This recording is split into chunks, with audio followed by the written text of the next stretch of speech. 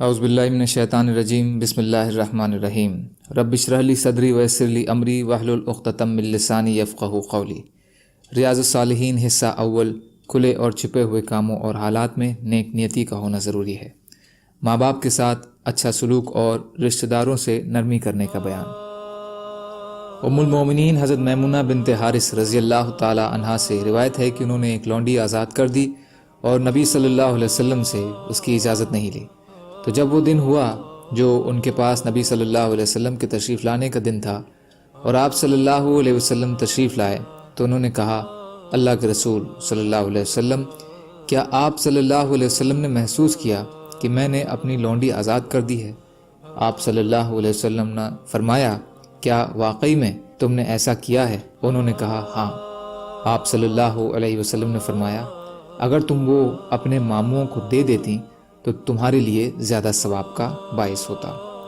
بخاری و مسلم۔ فائدہ: اس سے ایک تو یہ معلوم ہوا کہ عورت کو اپنی اپنی چیز میں شوہر کی اجازت کے بنا استعمال کرنے کا حق حاصل ہے، جبکہ شوہر کی ان چیزوں میں اسے یہ حق نہیں۔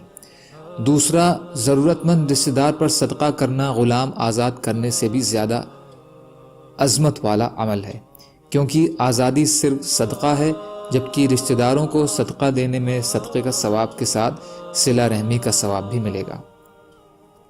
حضرت اسماء بنت ابی بکر رضی اللہ تعالی عنہا روایت کرتی ہیں کہ میری ماں جبکہ وہ ابھی مشرکہ تھیں، رسول اللہ صلی اللہ علیہ وسلم اور مشرکین کے بیچ ہونے والے معاہدے حدیبیہ کے دوران میرے پاس آئیں۔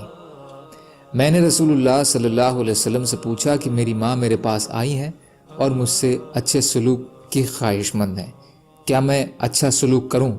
آپ صلی اللہ علیہ وسلم نے فرمایا، ہاں، تم اپنی ماں سے صلہ رحمی کرو۔ بخاری اور مسلم۔ راغبہ کے معنی ہے کہ میرے پاس جو ہے اس میں سے کسی چیز کی اچھک ہیں۔ کچھ کہتے ہیں کہ ان کی حقیقی ماں تھیں اور کچھ کہتے ہیں کہ رضائی ماں تھیں۔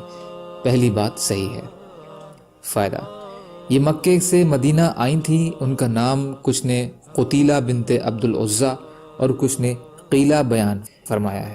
اس سے معلوم ہوا کہ ماں باپ مشرک و کافر ہوں تب بھی ان کی خدمت اور ان سے اچھا برتاؤ کرنا ضروری ہے، جیسے قرآن میں اللہ تعالیٰ نے بھی فرمایا ہے کہ دنیا کے کاموں میں اچھی طرح ان کا ساتھ دینا۔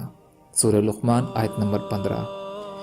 حضرت زینب ثقفیہ رضی اللہ تعالی عنہا حضرت عبداللہ بن مسعود رضی اللہ تعالی عنہ سے روایت کرتے ہیں کہ رسول کریم صلی اللہ علیہ وسلم نے عورتوں کو واعظ فرمایا اور اس میں فرمایا، اے عورتوں کی جماعت، تم صدقہ کیا کرو، چاہے تمہیں اپنے زیورات میں سے ہی کرنا پڑے۔ حضرت زینب رضی اللہ تعالی عنہ بیان کرتی ہیں کہ میں اپنے شوہر عبداللہ بن مسعود رضی اللہ عنہ کے پاس لوٹ کر آئی اور ان سے کہا کہ تم تھوڑی کمائی کرنے والے آدمی ہو اور رسول اللہ صلی اللہ علیہ وسلم نے ہمیں صدقہ کرنے کی ترغیب دی ہے، تو تم رسول اللہ صلی اللہ علیہ وسلم کے پاس جاؤ، ان سے پوچھو کہ وہ صدقہ اگر میں تمہیں دے دوں تو کیا وہ مجھ سے کفایت کر جائے گا، ورنہ پھر میں وہ تمہارے علاوہ کسی اور کو دوں۔ حضرت عبداللہ بن مسعود رضی اللہ تعالی عنہ نے کہا، بلکہ تو خود ہی جا۔ چنانچہ میں گئی تو وہاں رسول اللہ صلی اللہ علیہ وسلم کے دروازے پر ایک اور انصاری عورت بھی کھڑی تھی۔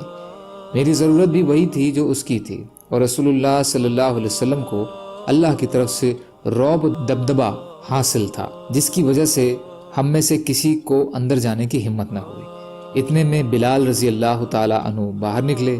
ہم نے ان سے کہا، تم رسول اللہ صلی اللہ علیہ وسلم کو جا کر بتلاؤ کہ دروازے پر دو عورتیں کھڑی ہیں اور یہ مسئلہ پوچھتی ہیں کہ اگر وہ اپنے شوہروں پر اور ان کی گودوں میں پرورش پانے والے یتیموں پر صدقہ کریں تو کیا وہ شرعاً کافی ہو جائے گا؟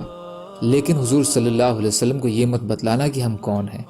چنانچہ بلال رضی اللہ تعالی عنہ رسول کریم صلی اللہ علیہ وسلم کی خدمت میں تشریف لے گئے اور جا کر آپ صلی اللہ علیہ وسلم سے مسئلہ دریافت فرمایا۔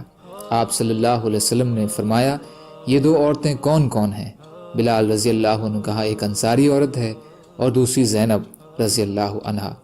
رسول اللہ صلی اللہ علیہ وسلم نے پوچھا، کون سی زینب؟ انہوں نے کہا، عبداللہ بن مسعود رضی اللہ عنہ کی بیوی۔ رسول اللہ صلی اللہ علیہ وسلم نے فرمایا، ان کو جا کر بتلا دو کہ ان کے لیے دگنا ثواب ہے، ایک رشتہ داری کا ثواب اور دوسرا صدقہ کرنے کا ثواب۔ بخاری مسلم۔ فائدہ: معلوم ہوا کہ عورت اپنے شوہر کو صدقہ اور زکوٰۃ کی رقم بھی دے سکتی ہے اگر وہ غریب ہو۔ البتہ شوہر اپنی عورت کو زکوٰۃ نہیں دے سکتا، کیونکہ عورت کے پالن پوشن کا وہ خود ذمہ دار ہے، جبکہ عورت شوہر کی کفیل نہیں۔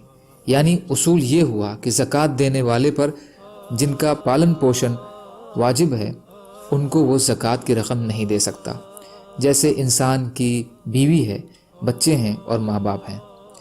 ضرورت پڑنے پر عورت ستر و حجاب کی پابندی کے ساتھ گھر سے باہر جا سکتی ہے۔ اور تیسرا دینی مسائل و معاملات میں عورتوں کو بھی مردوں کی طرح دلچسپی لینی چاہیے اور اس میں شرم و حجاب نہیں ہونا چاہیے۔ سبحان اللہ و بحمدہ، سبحانک اللہم و بحمدک، اشہد ان لا الہ الا انت، استغفرک و اتوب الیک۔ سبحان ربک رب العزت عما یصفون وسلام علی المرسلین والحمد للہ رب العالمین برحمتک یا ارحم الراحمین۔ لا الہ الا اللہ محمد رسول اللہ۔